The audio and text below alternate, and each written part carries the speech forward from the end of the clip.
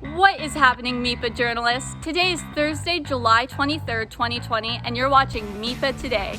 My name is Amelia York, and here's the rundown for Day 4 of Session 2 of the MIPA Summer Journalism Workshop.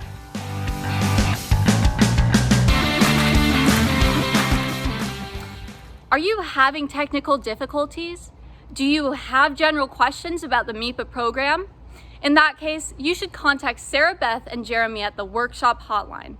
The Workshop Hotline can be texted or called at this number. If you have any questions, if you run into technology problems on any of our platforms, please use the Workshop Hotline to contact Sarah Beth and I, and we will jump in and help you as fast as we can to resolve those issues. Remember, attendance is taken at every morning class session. If you are unable to make it to a session or you know you're going to be late, please contact your instructor or the Workshop Hotline and let them know.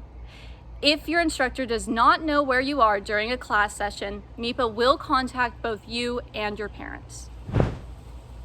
Did you know that Google Meet will let you listen to the audio from a class session via your phone?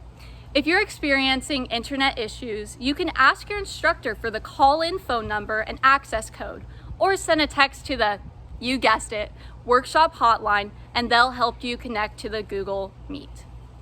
Oh, what's that? What am I listening to?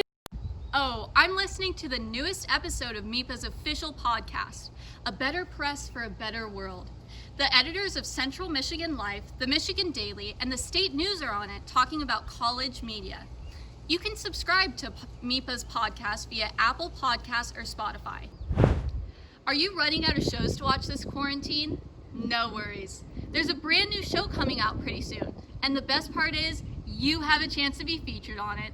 I'm talking about MIPA's Got Talent variety show.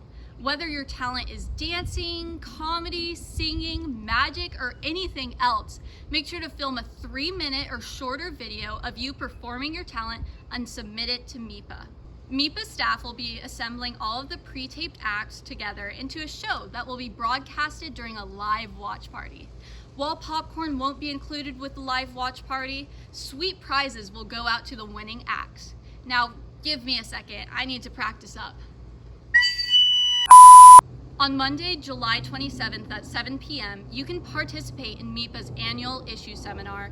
This year's topic is the Black Lives Matter movement. Joining this seminar gives you an opportunity to talk in depth about the topic with expert speakers.